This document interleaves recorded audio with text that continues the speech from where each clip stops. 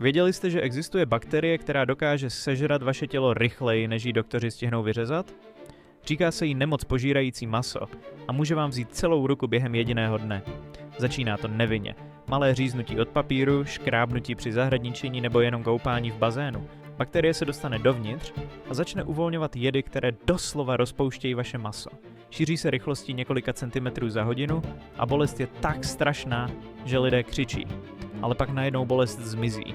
Ne proto, že by bylo lépe, ale proto, že bakterie zabila všechny nervové buňky. Většina lidí si myslí, že mají jen natažený sval, dokud se neobjeví fialové modřiny. To už je ale pozdě. Pod kůží je všechno mrtvé. Když dorazíte na pohotovost, doktoři mají jenom jednu možnost. Amputaci. Čekání i jen pár hodin může znamenat ztrátu ruky, nohy nebo života. Kolik lidí právě teď nosí tuto bakterii na svých rukou?